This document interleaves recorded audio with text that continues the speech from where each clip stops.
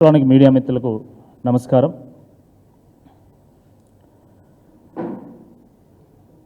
అన్నం పెట్టడానికి సున్నం పెట్టడం కాంగ్రెస్ పార్టీకి అలవాటని అనుకుంటా ఉన్నాను. వాళ్ళ డిఎన్ఏలో అది దాగి ఉన్నదేమో అని అనుమానం కలుగుతూ ఉన్నది. ఎందుకంటే ఈ మార్పు కోసం ఈ యువత కొట్లాడి కాంగ్రెస్ పార్టీని అధికారంలో తీసుకొచ్చిల్లో ఆ యువత నోట్లో ఈరోజు కాంగ్రెస్ పార్టీ ప్రభుత్వం మట్టి కొడతా ఉన్నది, వాళ్ళను మోసం చేస్తూ ఉన్నది, వాళ్ళని నట్టేట ముంచుతూ ఉన్నది. కోటి మంది యువత కోటి ఆశలతోని కాంగ్రెస్ పార్టీకి ఓట్లు వేసి కాంగ్రెస్ ప్రభుత్వాన్ని తీసుకొస్తే ఈరోజు ఆ నిరుద్యోగ యువతను అరిగోసపుచ్చుకుంటా ఉన్నది. మిత్రులారా, మీ అందరికీ తెలుసు, ఈ తెలంగాణ ప్రాంతంలో కరువు, కన్నీళ్ళు, కష్టాలు, పేదరికం, వెనుకబాటుతనం, వలసలు, ఆత్మహత్యలు, దాని కారణంగా యువత నక్సలిజం వైపు మళ్ళడము, ఇవన్నీ కూడా దశాబ్దాల కాంగ్రెస్ పార్టీ పాలనలో జరిగినటువంటి విషయం ఒకసారి గుర్తు తెచ్చుకోండి. కానీ అయినా కూడా 10 ఏళ్ళు కేసీఆర్ గారికి అవకాశం ఇచ్చిన తర్వాత మార్పు కోసం ఒకసారి కాంగ్రెస్ పార్టీకి అవకాశం ఇద్దామని చెప్పి ప్రజలు ఓట్లు వేసి ఏరి కోరి ఎంచుకొని కాంగ్రెస్ పార్టీ ప్రభుత్వాన్ని తీసుకొస్తే ఈరోజు ఆ కాంగ్రెస్ పార్టీ పాలనలో మళ్ళీ అరాచకాలు ప్రారంభమైనాయని అనిపిస్తూ ఉన్నది. ప్రజలు ఏరికోరి ఎంచుకొని కాంగ్రెస్ పార్టీ ప్రభుత్వాన్ని తీసుకొచ్చి 6 నెలలు కూడా సరిగ్గా కాలేదు.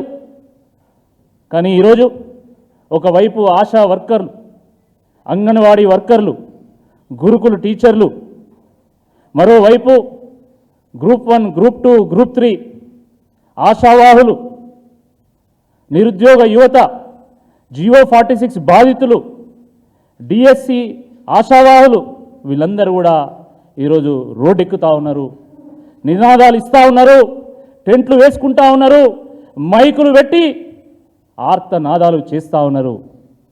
ఇప్పటికైనా కాంగ్రెస్ పార్టీ ప్రభుత్వము మేల్కొనాల్సిందిగా ఈ సందర్భంగా మేము విజ్ఞప్తి చేస్తూ ఉన్నాం. మొన్నటి దాకా ఎంపీ ఎన్నికల కోడ్ అన్నారు, ఎమ్మెల్సీ ఎన్నికల కోడ్ అన్నారు. ఆ కోడ్ మొత్తం పోయింది. మీరు పాలన మీద దృష్టి పెట్టాల్సినటువంటి సమయం ఆసన్నమైందని చెప్పి ఈ సందర్భంగా నేను గుర్తు చేస్తున్నాను. మిత్రులారా, మీ అందరికీ తెలుసు, ఆ రోజు శాసనసభ ఎన్నికల సందర్భంగా కాంగ్రెస్ పార్టీ అనేక ఉచిత హామీలు ఇవ్వడం జరిగింది. హామీలే కదా, దానికి ఏం ఖర్చు కాదు కదా అని చెప్పి అనేక హామీలు ఇచ్చింది. అమలుకు కదా ఖర్చు అయ్యేది. ఒడ్డెక్కుదాం, ఆ ఒడ్డెక్కే దానికి ఊరిద్దామని చెప్పి వాళ్ళు ఆలోచించి అనేక హామీలు ఇచ్చారు. కానీ ఈరోజు తీరా మీరు అమలు చేయాలని చెప్పేసి మేము డిమాండ్ చేస్తుంటే వాళ్ళు కానెత్తేసి, ఇది చాలా దుర్మార్గం. ఇది ఆ రోజు శాసనసభ ఎన్నికల సందర్భంగా మీరేం చెప్పారు? 2 లక్షల ఉద్యోగాలతో కూడుకున్నటువంటి జాబ్ క్యాలెండర్ను రిలీజ్ చేస్తామన్నారు. కానీ ఈరోజు ఏం జరుగుతున్నది? ఎన్నికల సన్నాహక సమావేశం, ఎన్నికలు, దాని తర్వాత పదవుల పంపకాలు, పార్టీల పంచాయతీలు, పిఆర్ స్టంట్లు, రాజకీయ ప్రత్యర్థుల మీద దాడులకు ప్రణాళికలు, ఈ రకంగా మళ్ళీ ఛానళ్లకు వార్తలు వర్ధించడానికి స్క్రిప్టులు రెడీ చేయడం, ఇదే జాబ్ క్యాలెండర్ అని పాపం ముఖ్యమంత్రి రేవంత్ రెడ్డి గారు భావిస్తున్నట్టున్నది. ఆయనకి ఇదే జాబ్ క్యాలెండర్ అయిపోయింది. అసలు నిజంగా నిరుద్యోగ యువత కోసం ప్రామిస్ చేసినటువంటి జాబ్ క్యాలెండర్ ఎక్కడికి పోయింది? మీది ప్రజాపాలన కదా, ప్రజాపాలనలో యువతకు మీరు స్థానం కల్పిస్తామన్నారు కదా, ప్రజా సమస్యలను పరిష్కారం చేస్తామన్నారు కదా. కానీ ఈరోజు ఈ నిరుద్యోగ యువతకు మీ ప్రజాపాలనలో స్థానం లేదా అని అడుగుతా ఉన్నాము. జాబ్ క్యాలెండర్ని ఎందుకు రిలీజ్ చేయలేదని చెప్పి ఈ సందర్భంగా ప్రశ్నిస్తూ ఉన్నాం. గ్రూప్ 1 సంబంధించి ఆ రోజు సిఎల్పి లీడర్గా ఉన్నటువంటి బట్టి విక్రమార్క గారు ఏం చెప్పారు? ప్రిలిమ్స్ నుండి మెయిన్స్కి 1:100 పిలవాలి. చాలామంది నిరుద్యోగ యువత గ్రూప్ 1 కోసం వాళ్ళు ఏళ్ళ నుండి ప్రిపేర్ అవుతున్నారు కాబట్టి ఇప్పుడు ఒక అవకాశం వచ్చినప్పుడు ఎంత ఎక్కువ మంది వీలైతే అంత ఎక్కువ మందిని మనం మెయిన్స్కి తీసుకోవాలని చెప్పేసి వారు విజ్ఞప్తి చేశారు. అది సహేతుకమైనటువంటి ఒక డిమాండ్. కానీ ఈరోజు 6 నెలల తర్వాత కాంగ్రెస్ పార్టీ ప్లేటు ఫిరాయించినటువంటి తీరును ఒకసారి మీరు గమనించాలి.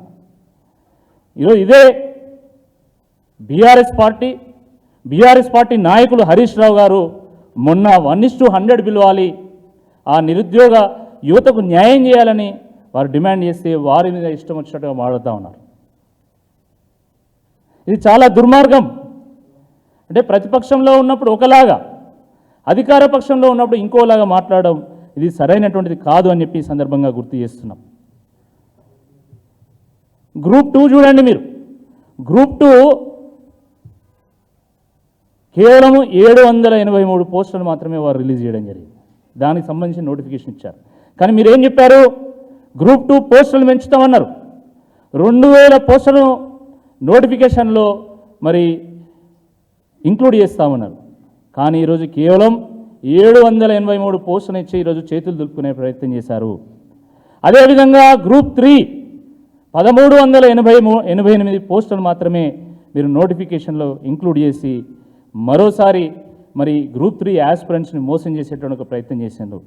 కాబట్టి ఈ సందర్భంగా మేము డిమాండ్ చేస్తున్నాం, గ్రూప్ 2ను 2000 పోస్టులకు గాను, గ్రూప్ 3ని 3000 పోస్టులకు గాను పెంచాల్సిందిగా డిమాండ్ చేస్తూ ఉన్నాం. బీఆర్ఎస్ ప్రభుత్వము ఉద్యోగాలు ఇవ్వలేదని చెప్పి మీరు ఊరూరు చాటింపేసి మరి యువతనంతా కూడా ఏకం చేసి మీరు అధికారంలోకి వచ్చారు. సరే, బీఆర్ఎస్ ప్రభుత్వం 2 లక్షల ఉద్యోగాలు ఇచ్చింది, కానీ చెప్పుకోవడంలో విఫలమైంది. దాని కారణంగా మరి ఎన్నికల్లో ఓడిపోవడం జరిగింది. ప్రజలు మ్యాండేట్ ఇచ్చారు, మీకు అనుకూలంగా మ్యాండేట్ ఇచ్చారు, మీరు న్యాయం చేస్తారని మీకు మ్యాండేట్ ఇచ్చారు. మరి అటువంటి మీరు అధికారంలోకి వచ్చిన తర్వాత మీరు ఉద్యోగాలు ఇవ్వకపోగా బీఆర్ఎస్ ప్రభుత్వం ఇచ్చినటువంటి 30,000 ఉద్యోగాలు మేమే ఇచ్చినామని చెప్పేసి టెంట్ వేసి డబ్బు కొట్టి మరీ చెప్తున్నారు. మరి అందులో కూడా ఇజ్జత్ తక్కువ విషయం ఏంటంటే నియామక పత్రం ఇచ్చి వాళ్ళని నియమించడం లేదు. గురుకుల టీచర్లు వాళ్ళు రోడ్డెక్కి పోరాటం చేస్తున్నారు. ఎంత ఘోరం అంటే పాపం పసిపిల్లల తల్లులు కూడా రోడ్డెక్కి వాళ్ళు ఆర్తనాదాలు చేస్తుంటే గుండె తరుక్కుపోతూ ఉంది. నోటిఫికేషన్ ఇచ్చింది, పరీక్ష నిర్వహించింది, ఫలితాలను ఇచ్చింది బీఆర్ఎస్ ప్రభుత్వం. మీరు కేవలం నియామకాలు మాత్రమే చేయాలి, నియామకం పత్రం ఇచ్చి వాళ్ళను ఆఫీసులకు వెళ్ళి వాళ్ళ సీట్లో వాళ్ళను కూర్చోబెట్టాలి. కానీ అది కూడా మీరు చేయలేక ఇంకా మీదికెళ్ళి బురద వెళ్ళేటువంటి ఒక ప్రయత్నం ఇది సరైనటువంటిది కాదు అని చెప్పి ఈ సందర్భంగా గుర్తు చేస్తూ ఉన్నాను. అదేవిధంగా మెగా డిఎస్సి మీరు ఆ రోజు ఎన్నికల సందర్భంగా ఏం చెప్పారు? మెగా డిఎస్సి వేస్తాము, 25,000 పోస్టులను మరి విడుదల చేస్తాం, ఆ ఖాళీలన్నింటిని కూడా భర్తీ చేస్తామని చెప్పారు. కానీ తీరా చూస్తే కేవలం 11,062 పోస్టులను ఇచ్చి ఈరోజు చేతులు దులుపుకునేటువంటి ఒక ప్రయత్నం చేశారు. ఒక్క పీఈటీలే 1674 పాఠశాలల్లో పీఈటీలు కావాల్సి ఉంటే కేవలం 182 మంది పీఈటీలకు మాత్రమే ఈరోజు నోటిఫికేషన్లు ఇచ్చాను. ఆలోచించండి. అంటే కనీసము ఒక 50% కూడా వాళ్ళు ఫిల్ చేయడం లేదు. కాబట్టి డిఎస్సి పోస్టులను 25,000కు పెంచాల్సిందిగా ఈ సందర్భంగా మేము డిమాండ్ చేస్తూ ఉన్నాం. అదేవిధంగా మరి జియో 46 బాధితుల గురించి మీ అందరికీ కూడా తెలుసు. ఎన్నికల సందర్భంగా కాంగ్రెస్ పార్టీ ఏం చెప్పింది? జియో 46 బాధితులారా రండి, మీరు కాంగ్రెస్ పార్టీ కోసం పనిచేయండి, గ్రామ గ్రామాన తిరగండి, వాడ వాడ తిరగండి, కాంగ్రెస్ పార్టీకి ఓట్లు వేయండి, ఓట్లు వేయించండి, మేము రద్దు చేస్తాం జియో 46ని, మేము మీకు న్యాయం చేస్తామని చెప్తే ఈ జియో 46 బాధితులందరూ కూడా పాపం వాళ్ళు నమ్మి ప్రతి గూడెం, ప్రతి తండ, ప్రతి గ్రామం తిరిగి మీకు ఓట్లు వేయిస్తే ఈరోజు వాళ్ళకి కనీసం అపాయింట్మెంట్ ఇవ్వడం లేదు. ఖమ్మం, నల్గొండ, వరంగల్, పట్టభద్రుల నియోజకవర్గంలో పోటీ చేసినటువంటి ఒక అభ్యర్థిగా నేను జియో 46 బాధితులను కలిసి సెక్రటేరియట్ పెడితే అక్కడ కూడా మమ్మల్ని రానియలేదు. మీకు సిగ్గు రావాలని చెప్పి గోడ మీద నేను రిప్రజెంటేషన్ అతికిచ్చి మరీ వచ్చిన. ఇప్పటివరకు కనీసం ప్రకటన లేదు. ఏం పాపం చేసింది జియో 46 బాధితులు అందరూ ఏం పాపం చేసిండు? ఈ గ్రూప్ 2, గ్రూప్ 3 డిఎస్సికి ప్రిపేర్ అయినటువంటి ఈ ఆశావాహులు, యాస్పిరెంట్స్ ఏం పాపం చేసిందని అడుగుతున్నా. ఎందుకు ఇంత అరిగోస పుచ్చుకుంటున్నారని అడుగుతున్నా. నేను మొన్న సెక్రటేరియట్ పోతే ఇట్లాంటి వినతి పత్రాలు 10 ఇచ్చిళ్ళు మీ కెమెరాల సాక్షిగా. అన్న మాకు ఇట్లా అన్యాయం జరుగుతున్నది, మీరైనా ఒత్తిడి తీసుకురండి అని చెప్పేసి నాకు వినతి పత్రాలు ఇచ్చిండు. మీది ప్రజాపాలన కదా, మరి ప్రజాపాలనలో ఈ ప్రజలకు స్థానం లేదా? మీది ప్రజాపాలన అనుకోవాలన్నా లేకపోతే దగాపాలన అనుకోవాలన్నా ఒక్కసారి మీరు చెప్పాల్సిందే నేను విజ్ఞప్తి చేస్తున్నా. అరే పాపం వాళ్ళు తల్లిదండ్రులు కూలీ నాలి చేసి పంపించినటువంటి డబ్బులతోనే ఆ 10 గుంటలో 20 గుంటలో అవి కూడా అమ్మి పంపించినటువంటి డబ్బులతోనే ఒక పూట తింటూ ఇంకో పూట పస్తులుంటూ ఆ కోచింగ్ సెంటర్లో ఫీజులు కడుతూ అరకొర సౌకర్యాలు ఉన్నటువంటి హాస్టళ్లలో ఉండలేక బిక్కుమిక్కుమంటూ ఉంటూ వాళ్ళు ఎంతో కష్టపడి శ్రమ చేసి వాళ్ళు అర్హత సాధిస్తే వాళ్ళని కనీసం ఆ సెక్రటేరియట్ గేటు దగ్గర కూడా రాణించడం లేదు. ఎంతో ఘోరం అండి ఇది, నాకు అర్థం కాదు. 60 మార్కులు వచ్చినోనికి ఉద్యోగం ఇస్తే, 90 మార్కులు, 100 మార్కులు, 120 మార్కులు వచ్చినోనికి ఉద్యోగం ఇవ్వకపోతారు. ఏమనుకోవాలి దీన్ని? కాంగ్రెస్ పార్టీకి 64 సీట్లు వచ్చినాయి. 64 సీట్లు వచ్చినా కూడా ఒకవేళ గవర్నరు వాళ్ళని ప్రభుత్వం ఏర్పాటు చేయడానికి వాళ్ళని పిలవపోతే మరి ఈ రేవంత్ రెడ్డి గారు బాధపడతారా పడరా? ఈ కాంగ్రెస్ పార్టీ నాయకులు బాధపడతారా పడరా? అంటే మీకు అర్హత వచ్చిన తర్వాత కూడా మిమ్మల్ని ప్రభుత్వంలో రానియకపోతే మీకు బాధ ఉంటుందా ఉండదా? ఇప్పుడు ఈ నిరుద్యోగ యువత, ఈ మిత్రులకు కూడా అదే బాధ ఉన్నది. ఆలోచించండి మీరు.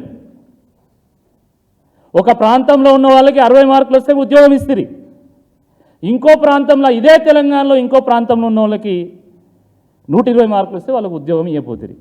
వాళ్ళ కడుపు మండుతుందా మండదా? వీపు మీద కొడితే భరిస్తాం, కానీ కడుపు మీద కొడితే తప్పకుండా తిరగబడతాం. ఇది తెలంగాణ గడ్డ.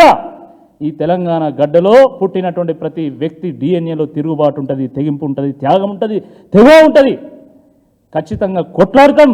ఈ ప్రభుత్వం మెడలు వంచైనని చెప్పి వీళ్లకు న్యాయం చేస్తామని చెప్పి ఈ సందర్భంగా గుర్తు చేస్తున్నాం. మీది ప్రజాపాలన కదా, మీది ప్రజాభవనం కదా.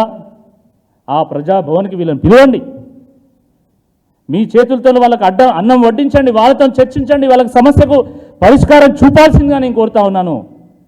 లేదా బీఆర్ఎస్ పార్టీ ఆ ప్రజాభవన్లకు చొచ్చుకొని పోయి అక్కడనే వంట వార్పు చేసి నిరసన తెలుపుతామని చెప్పి ఈ సందర్భంగా హెచ్చరిస్తున్నాం.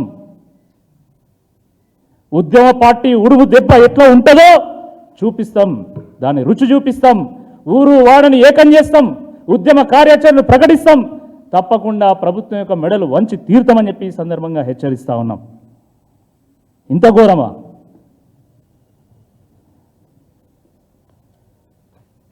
వాళ్ళు ఏమనుకుంటున్నారు? ఎలాగో అధికారం వచ్చింది, ఆ కుర్చీలను నడుపుకుంటూ గత ప్రభుత్వం మీద మన్నెత్తి పోస్తే అయిపోతుంది, అదే ప్రభుత్వం నడుపుడని వాళ్ళు అనుకుంటాను. జనమంత అమాయకులు ఏం కాదు. 6 నెలల్లో ఇంత వ్యతిరేకత, 6 నెలల్లో సబ్బండ వర్గాలు ఈరోజు రోడ్డెక్కి కొట్లాడుతున్నాయంటే మీ పాలన ఎట్లున్నదో ఒక్కసారి మీరు అర్థం చేసుకుంటే బాగుంటుందని చెప్పి ఈ సందర్భంగా నేను గుర్తు చేస్తున్నాను. ఇదే నిరుద్యోగ సమస్య మీద నేను ప్రతి వేదికలో ఎమ్మెల్సీ ఎన్నికల ప్రచారం సందర్భంగా నేను చెప్పాను, ఒక ప్రశ్నించే గొంతుగా ఈ నిరుద్యోగ యువత కోసం కొట్లాడుతా అని చెప్పిన చట్టసభల్లో పోయేటువంటి అవకాశం నాకు రాలే. కానీ జనసభలో ప్రజాసభలో తప్పకుండా కొట్లాడతాం. మిమ్మల్ని ప్రజాభవన్ నుండి ప్రజల మధ్యలకు గుంజుకొస్తామని చెప్పి హెచ్చరిస్తూ ఉన్నాం. 100% చేస్తాం. అది మీరు గెలిచి ఎవరికి లాభం? ఈరోజు ప్రజలు చర్చించుకుంటున్నారు, నేను కాదు మాట్లాడేది, ప్రజలే చర్చించుకుంటున్నారు. నువ్వు గెలిచి ఎవరికి లాభం? కాబట్టి తప్పకుండా 136,000 మంది నిరుద్యోగ యువత నాకు ఓట్లేసిండ్రు, బీఆర్ఎస్ పార్టీకి ఓట్లేసిండ్రు. 2 లక్షల మంది నిరుద్యోగ యువతలో 136,000 మంది నిరుద్యోగ యువత మాకు ఓటేసిండ్రు.